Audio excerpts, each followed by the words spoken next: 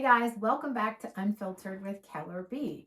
Today we are talking all things divorce and dating after 50. This is my girl Tricia Dove, aka the Turtle. Cheers, Turtle. Cheers. So tell me how you got here. Like you moved to the Outer Banks. Well, we moved down here. We weren't even engaged. And That's then we right. ended up getting engaged here. I remember that. And then It's married. a big deal. It was a big deal. Yeah. So not to bring up the elephant in the room, and y'all don't see it, but it's here. Okay. So what led to the demise of your marriage? My husband cheated on me. So how do you pick up the pieces? Like, first of all, you're starting to date, after you felt like, okay, I'm going to be married the rest of my life. So now we're older. Like, The dating pool is, there is none. There is not. And then, there really isn't. And then in the background, you have the trust issue. So like, even if you were somewhere where there were lots of men, I mean, was that something for you that like, was that hard to overcome? The dating wasn't even anywhere. It was just like, nope, not doing it.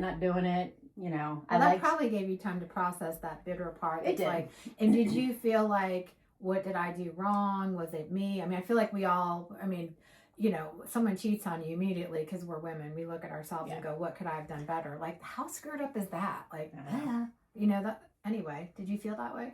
I did. Okay. I thought it was, okay, what did I do wrong? What could I have done differently?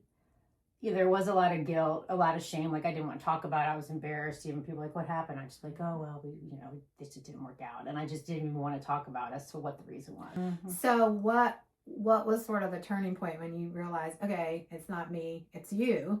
And I'm going to move on and let go of this. And I think I was just like, all right, enough of being bitter. Let's just put it behind you. And honestly, I'm a lot happier. All right. So then now we're at the point where it's not you. You've moved past that. The cheering is doing okay. So you live on an island and one day you go, I think I'm ready to start dating again. And I remember you saying that to me and I was like, what? And I think that had, not to bring this up, but I'm going to bring it up. You did hormone replacement, right? Yes. You got your plumbing fixed. You got that all right. Yep. And then you're just feeling like, okay. Yeah. It's like, I kind of got my Mojo back. I kind of got like okay, you know what? I'm feeling good. I feel good about how I look. I feel good about myself. So maybe now's the time. So yeah, she called me up. She's ready to date again. I'm like, okay, now what are we going to do? Because as previously said, we live on an island, quite literally. Right. So everyone who comes here to drink or die, pretty much. Yeah. So my only options are, I don't really have any. I guess my age group, they're pretty much just salty old. But do you go on I don't know, so like Tinder, are you swiping? So I started to do I tried one of the dating sites and I got everything in there and I got to the point where it's like, hey, let's hit it, let's do this. And I was like, yeah, I can't do this. I have to remember, I haven't dated since before I met at that point, my husband. So we're talking do the math, are we? Because we're not. We can't do the math. We'll just say basically, a long time.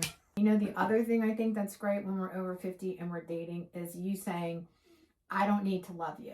I'm not trying to marry you, because I feel like in the younger generation, there's so much pressure to be like, oh, I need a husband. I need a child. We done did all that.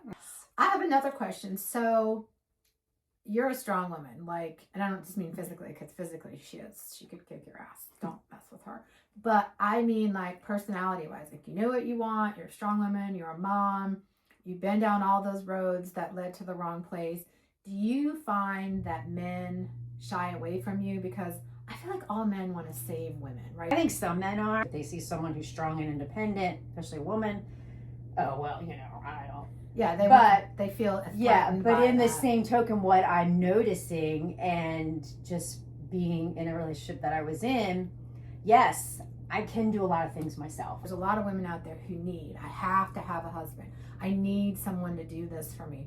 And so I think that makes men sort of struggle with what can I do for you? So as women, we have to take a little step back and go, let him carry the damn groceries. It's not that he thinks you can't. It's because he wants to play his role as a man. All right. So where do we go from here? Do you have a Tinder link I need to put in the comments? No, I mean, don't have a Tinder. I don't have any. No. I think it's hard for women after 52 because men age well, and I don't mean all men, okay? Don't hit me in the comments.